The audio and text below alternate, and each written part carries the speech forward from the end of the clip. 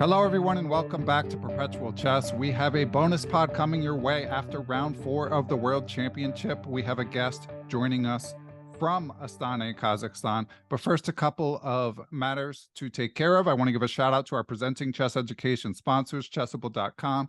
In addition to their litany of excellent courses covering all phases of the game, I might spotlight one on Ding Liren, which covers his positional mastery, something on full display in Game 4. I should have given a spoiler alert there. I also wanted to give a quick rundown of the match before we introduce our guests. So we're recording this after round 4 on April 13th, 2023, and Ding has just leveled the score. So it's already been quite a dramatic match, as we sort of hoped might happen when we have these even matches. There have been storylines aplenty, but the long and short of it is Game 1 was a draw where Nepo did have some chances.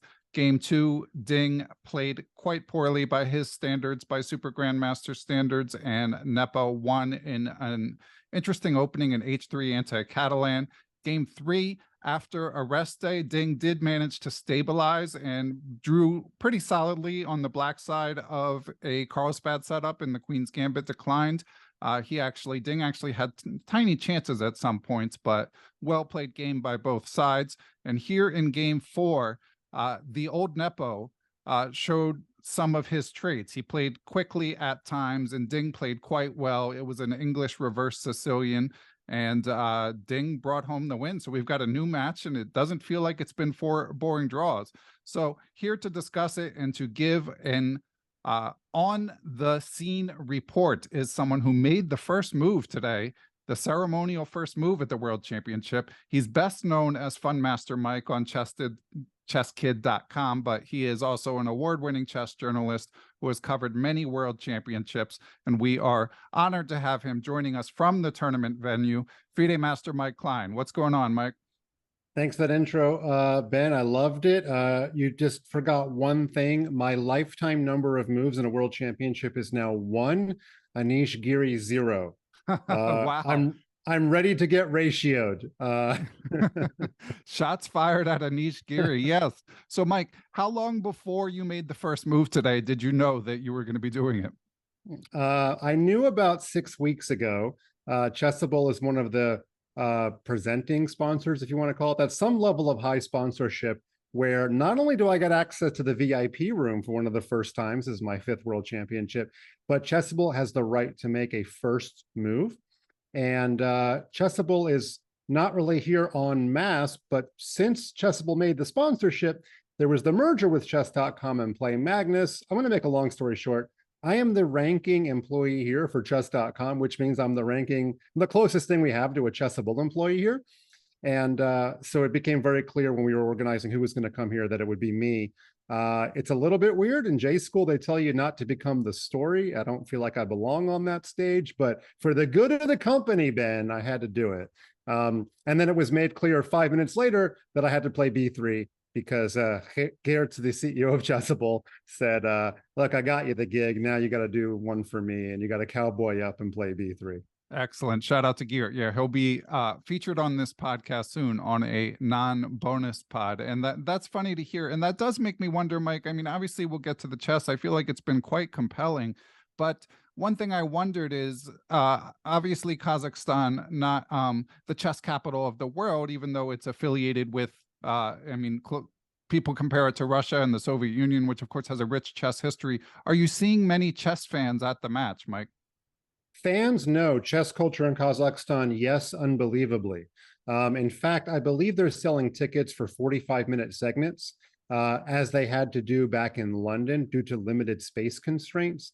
However, I don't really know that they're selling very many tickets. It is something I'm going to be inquiring about, but it does not seem to be hard to get into the yurt. They've divided up the yurt in such a way that the playing hall is actually much larger than the spectator area, which you would think would be a blunder, but has turned out not to be a blunder because it's not that hard to get into the spectator area of that hall. However, when I walk around Astana, I find chess clubs and academies everywhere. I've had about 5 high-ranking people from Kazakhstan contact me because, you know, I got to wear my business hat here about chess and education, chess kid partnerships. So I'm pleasantly surprised about that. So not a lot of international people here, but local chess culture, I think, exists very highly in Kazakhstan. Okay, yeah, and of course there are people there in a professional capacity. So I know that Viswanathan Anand and Irina Krush are there doing the FIDE coverage, and of course you made news when you spotted some seconds even before the match began. So who else have you seen around that the Perpetual Chess listeners might be familiar with? Yeah, this might be a humble brag. I had breakfast with Vishy this morning. Wow. And actually, I introduced him to a dish he didn't know he liked. So I went up, and it's a 5-star hotel. I ordered 2 fried eggs, and they've also got fried rice. And I invented this idea of putting them together. And when they came to deliver me my breakfast, for some weird reason, they brought 2 of these breakfasts. And Vishy's like, yeah, I'll try that. And he loved it. So we're going to call it the Vishy, 2 fried rice, 2 fried eggs over rice. I had breakfast yesterday with Liancho Garcia, who told me all about how much time he spent in Moscow for the Kasparov-Karpov matches. Oh, fun. He's the Yasser Seirawan of Europe. You just sit back, have your coffee or your whiskey, and you turn the microphone on Liancho, so to speak. So that's been fun. Alexander Shabalov is here. He's doing the Russian commentary on site. Came here all the way from the USA just for that. And, you know, of course, you've got your FIDE dignitaries. They had an astronaut yesterday. Actually, Ben, I was supposed to make the first move yesterday for Nepomniachtchi, but I got bumped for a cosmonaut, some kind of national hero. Yeah, I haven't seen too many surprise faces, though. Okay. So, yeah. Yeah, and Lancho Garcia, of course, legendary chess reporter for El País, the Spanish newspaper. And I actually wanted to mention, because he kind of broke the news, and I know you teased this in one of the videos you did, that Nepo was much more forceful in what he said about the Ukraine-Russia war. So I just wanted to follow up, because in the preview, I felt like I didn't correctly portray the extent to which Nepo has been vocal against the Ukraine-Russia war, and my apologies for that. And Nepo, again, talked about how his heart hurt. I don't have the quote in front of me, but I did just want to mention that quickly before we go forward. Yeah, can I jump in about that real quick? Because it's basically down to me and Liancho who's going to ask any of these questions. There is some Russian media here that I would not expect them to ask. Now, Liancho did have a pre-event one-on-one with Nepomniachtchi, which I didn't get, which is it's easier to ask that kind of question in a non-press conference setting. But Liancho, full credit, he got Nepomniachtchi on the record, as you read. And in fact, the English version of that El País article is not behind a paywall. So that's really important for all your readers to know. So I'm debating when I'm going to jump in to the questioning in a public press conference, because I don't really want to shoot myself on the foot and make Nepomniachtchi mad and then not have him answer my questions for the rest of the event. But there's one angle that I'm thinking about going after, which is telling Nepomniachtchi, if he had a chance to address the Ukrainian people, if they were watching this match, what would he say directly to them?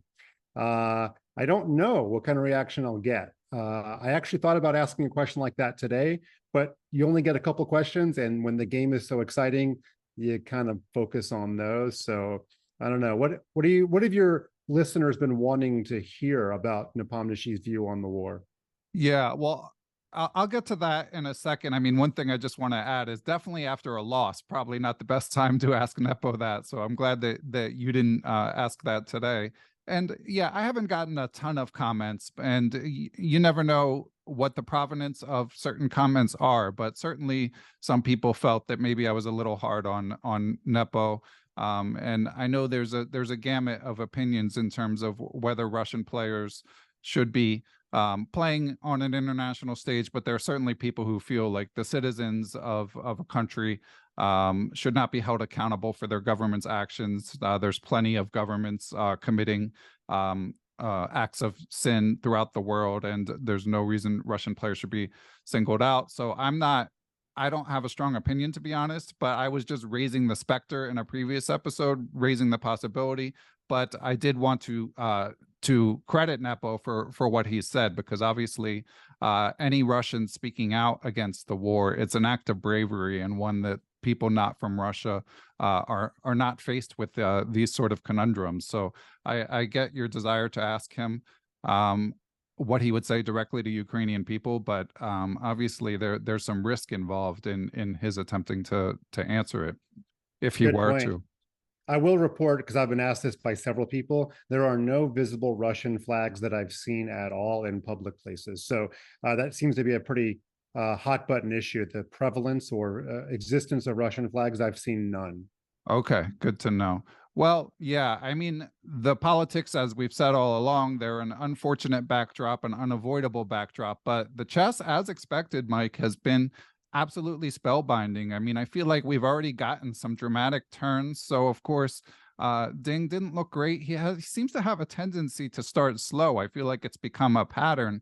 But not only was his play a bit lackluster, but of course he made news with the quote about sort of his state of mind when he said after game one, he said, "I feel a bit depressed. During the first parts of the game, before the middle game, I didn't think about chess much. My mind was very strange. Many memories, feelings also. Strange things happened. I feel like a little bit there was something wrong with my mind. Maybe it was the pressure of the tournament, of the match," unquote. He also alluded to having gone through a breakup during the pandemic. And I don't know how the general chess populace took these quotes, but the very online segment, I felt like really Ding generated a lot of sympathy. I mean, we all have our ups and downs. We all know that a chess game sometimes isn't the foremost things in our mind, even for a professional like Ding. Mike, how did you react when you saw, or maybe even firsthand witnessed, those comments? Well, I have to say, in the 4 rounds of covering him, going to this tournament, I had some trepidation. Is he going to understand my nuance? Is his language good enough? But he's turned out to be the star of the press conferences. He's been eminently more relatable than any other player I've ever covered in a world championship. He doesn't worry about how he might be perceived, about being completely honest about his emotions. And yeah, I'm the one that saw him prior to round 1 exiting the hotel with his luggage. By the way, no entourage. He didn't even have anybody helping with his luggage. And we're in a hotel where a butler will bring you a coffee on demand if you ask for it. So he's a very humble person. And I have never seen somebody talk like that in a world championship, even if it's true, because it's almost like you let your guard down and you let your opponent know that you have a weakness, even if it's not a chess weakness. There's a prevailing viewpoint that he checked out of the hotel because he did not want to run into Nepomniachtchi in random encounters, breakfast, elevator, on the way to the playing site, whatever the playing site is here at the hotel. As you have seen, his attitude has completely changed as of round 3. He talked to his friends. He denied needing a doctor. He looked so much more confident. He has checked back into the hotel, where it's almost like a Hollywood movie, where the player reaches his personal, nadir, and then the all is lost moment. Yeah. Right. The musical montage, which we've learned is going to be an 80s montage. Right. That's right. And although he did quote a Bob Dylan 1960s song when I asked him about that, but we'll give him a couple decades of leeway. He's, after all, not from that era. But he seems like he's made the comeback, and of course it's resulted in a positive turn in the games as well. So we're seeing the most exciting world championship match I've covered. It's the first one since New York 2016 where each player has won a game. And that may not seem like much, but it is actually something. There's actually a momentum tide that it's visceral. Yeah, for sure. And Vishy Anand, he on the FIDE channel, they're doing some good little outtake, quick interviews. I saw one with Mike Klein pop up just before we started this interview. But Vishy said, "A win before the rest day is the best feeling ever." And yeah, just to tie a bow with what Mike said about 80s music, for any listeners who don't know the reference, another one of Ding's quotes during this tournament was that, of course, as Mike reported, he's there with Richard Rapport, a somewhat unexpected second choice, although an inspired one in my mind, because Rapport, of course, is known for his very creative opening choices. And Ding's would-be masterstroke for H3 in game 3. A lot of people suspected that may have Rapport's fingerprints on it, although that game didn't work out so well. Sorry, that was game 2. But as you allude to, Mike, when the match starts, it feels so much different than if this had just been 4 draws. So as we take a pause and approach game 5, do you think that, and Nepo, we've worried in the past, he was asked about this during the press conference, do you worry about now his ability to bounce back, even though in theory the match is tied, he should have nothing to worry about? I kind of do, because remember, he played totally fine against Magnus for 5 games and 7.5 hours. And then once he had the first loss in Dubai, admittedly, there's a little bit more pressure knowing you have to beat Magnus in one of the remaining games, which is a taller order. And he's not even facing a deficit in the match. It is still tied. I wanted to know this after the round 4 press conference.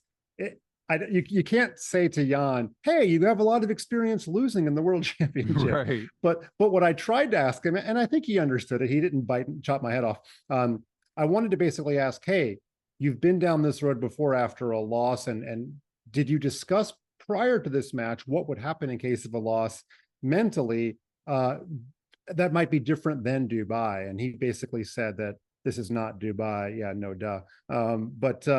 I kind of think that if his team were smart, that he would say, look, some things happened in Dubai after your first loss that didn't allow you to get back in the match. We need to change things. And I don't know what that means. I don't know the man. Maybe there's actually Ferris wheels all over the city. Maybe you put him on a Ferris wheel. Like, it's just random enough to get his mind off things. Richard Rapport is so, I'm not going to say random, but he's such a different character that maybe that helps Ding in ways that we can't even quantify away from the chessboard. Now, he does have a different guy here that is his confidant. So Potkin is gone. Vityugov has sort of taken that role. Vityugov is going to be the guy that's closest to him, at least from what I've seen. Another longtime friend, by the way, so somebody who didn't just join for this match. But I do worry, because we saw in Dubai after that 8-hour loss, admittedly, that's like the hardest kind of loss to endure. He just kind of fell apart after that. Yeah, although as you say, circumstances certainly different. That was game 6, falling behind, fewer games to go. Here he's tied. So I wouldn't suspect a Nepo self-destruction at this point, but it's back on the menu. After game 2, it seemed like this could be over before it started. I mean, these things can spiral sometimes, but props to Ding for first stabilizing in game 3, and now going ahead and winning in quintessential Ding style. And if I could just jump in and add that against Magnus, if I remember correctly, it was a lot of repetition of the same opening where you're beating your head against the wall. We've had 4 different openings here. So that is a very positive plus when you're a guy who wants to win a game, is that you're just not going to have to draw blood from a stone on move 27 in an opening. You could get any kind of position, which could be helpful if you're trying to reverse the tide. Yeah, that's exactly where I was going to go. Yeah, it's been exciting. I mean, and do you think that we'll settle in, because 4 games out of 14, not counting any sort of tie break, it's still relatively early. Do you think we'll settle in and see maybe someone, give a second knock on a certain opening as Nepo did? I feel like the Queen's Gambit Declined is doing so well theoretically that I don't know if we'll see another D4. Do you think Nepo will go back to his more common E4, or do you have any opening predictions as we think ahead to the coming rounds? Well, in my limited research before this match, I saw almost all Lopez's, like every single game where Nepomniachtchi was white versus Ding. I do think we'll go back to E4. But when Ding is white, I think we're going to see a wider variety. It's not just that Rapport has some offbeat openings. I think he's a less common repeater of openings, even if they are orthodox openings. Also keep in mind, Rapport is, I think, the highest rated on the field second that I've ever come across in my 5 world championships. So the highest rated of anybody who's ever on the ground helping. And that might be one influence of Rapport on Ding that we've not thought about, is opening variation, not even just orthodoxy versus non-orthodoxy. I think that's where Ding might, I actually think because of Ding's personality, he might, I could see him in a room saying to Richard, hey, you choose my next opening. Like, I could see that level of trust already forming. Of course, I'm not in their room. I don't know why they won't invite a journalist, but I think that we could see that sort of tightness developing already. Yeah, and especially with what Ding has ventured, as we mentioned in game 2 when he played H3 on the 4th move, the engine kind of yawns. You know, it's not a move that's, you know, it might catch your opponent off guard, but it's not expected to win by force or anything. That much is for sure. So that sort of indicates a willingness to experiment from Ding. And today, even though he ended up winning in instructive fashion, there were moments where Nepo leveled the field. So I think we've seen from these games that the game is, I don't think it's certainly not a foregone conclusion that it will be decided by the opening. They seem both willing to sort of try out fresher positions earlier by playing offbeat stuff. So, or I guess more so Ding than Nepo, but it will be something to watch going forward. Yeah, it's a good point. In fact, if we didn't see knight d4 today, if we saw g5, it's possible black can sort of blockade the E and the D pawns. If I can throw in a chess kid reference, you know, block the snowplow. And it is uncomfortable. You know, you know what I love about the position today for all of your adult learners out there? The eval might be like close to 000 if he doesn't play knight d4. But as Nepomniachtchi said himself, it's a much more difficult position for black to play because number one, you have less space. And number two, any little slip, and if those pawns get rolling again, you immediately lose. I mean, that was actually seen in the line that happened in the game. After knight d4, he saw the exchange sack, but he didn't realize that after c5, d6 just wins because then the snowplow gets going again. If you guys don't know what the snowplow is, you know, email me about a chess kid membership. Yeah, you got to brush up on your chess kid, but yeah, and it was quite instructive. Of course, this knight d4 move, Nepo had more than 30 minutes on the clock, and he played it in 2 minutes. And for any listeners who don't recall the position, if you're only going to watch a game recap of one game, I would definitely check out this one because I felt like the exchange sacrifice that Ding quickly played when given the opportunity was quite instructive because, as Mike alludes to, he got the snowplow going. It was much easier for black to go wrong, and black did go wrong. So Mike, I think we've got the match as it stands now pretty well covered. As we wrap up, what would you say, like, how do you compare this to other matches you've attended? Of course, we had the honor of speaking to you in Dubai. It sounded like quite the I don't know if circus is the right word, quite the spectacle when you take into account that there was the World Fair Expo going on. This one, from my eyes, seems more sedate. Is that accurate? Sedate, yeah, especially because, you know, New York, London, and Dubai are much more worldly cities than Astana. I don't want to say anything bad because everybody here has been so polite. Whether it's the Yandex cab drivers or the people in restaurants in and outside of the hotel, like it's not the most exciting city. It's you know, paper flat, but people have been incredibly nice. I want to say it's very similar to my first World Championship in 2014 in Sochi, in many reasons. Number one, you've got the former Soviet country, of course. You know, Sochi is still very much in Russia. You've got both players staying at the same hotel. That has not happened since Sochi, and as a result, the press corps is so much more likely to run into players, FIDE officials, official seconds, people in the chess world intelligentsia, so to speak. So it feels more comfortable and familial. In the last couple of world championships with Magnus, all of the Norwegian press would chase him around the city on the off days, like literally paparazzi. Here, we don't have to do that. Like I've run into Nikita Vityugov in the elevator twice, and you know, that's just kind of become a little bit more normal. So I quite like it, actually, just because you've got so much more of an opportunity as a journalist to talk to the people you want to talk to. And so I didn't think it was going to be my most rewarding world championship, but it's kind of turning around for the better from a journalist perspective. Yeah, and from a match perspective. So yeah, lots to look forward to in terms of how we watch it. Now, Mike, I know you've told me in the past that obviously your day job is predominantly promoting chesskid.com. Obviously, you're a legend amongst 10-year-olds. Now, you said in the past that it's kind of like a perk that chess.com sends you here, or a Pierce, if you prefer. So I do prefer that opening, so go ahead. So with this one, did you volunteer yourself, or were you asked to come, just out of curiosity? It was a little bit of both. I think I'm not going to say I drew the short straw. Nobody wanted to come. In fact, I'm leaving after round 9, and there's 3 or 4 people that could be taking my place, but I'm not even sure anybody's going to take my place. So yeah, the CEO of chess.com, Eric Alabest, told me a couple of years ago that, you can still do journalism and you can consider it a perk of the job. So I kind of do Olympiads and world championships.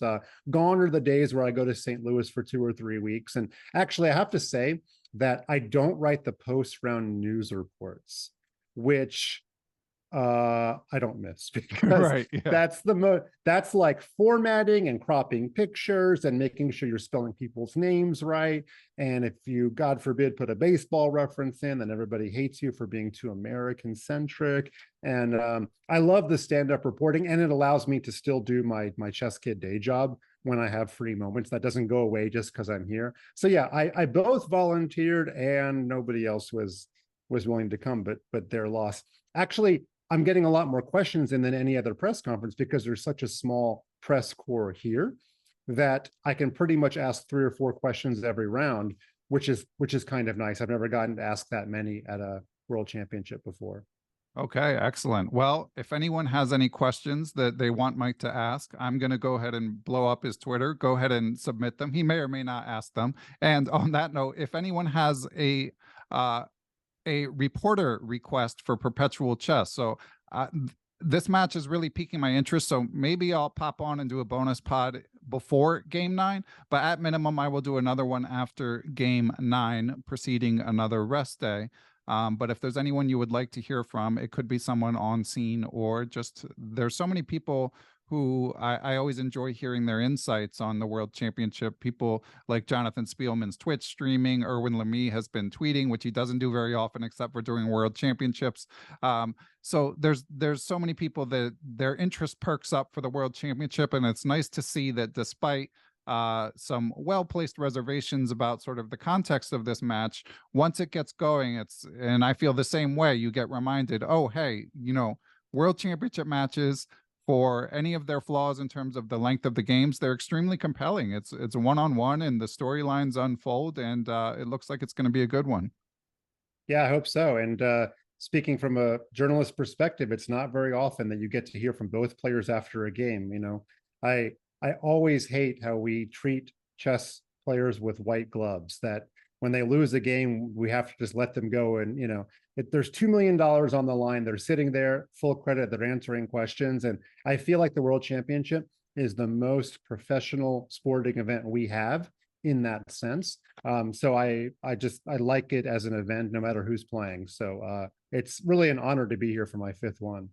Excellent. And an honor to have you hop on this podcast. So Mike, thanks as always. Look forward to your continued reports. Thanks. And my reference to the Pierce, of course, for your viewers out there, is that we used to be roommates. And just to end the show on a funny story, we would order Thai food and then play one blitz game to decide who had to go pick it up. So it was usually a Pertz. And so that's, I always have those memories of having to trudge down the stairs a loser. It's about as close as I can feel to losing a World Championship match. Yeah, the stakes felt high, but yeah, unfortunately, I had to go get it a little more often than you. But I'll get in the lab and get my revenge someday. All right, Mike. Well, enjoy the match, and thanks as always. Thanks, Ben. It was a pleasure.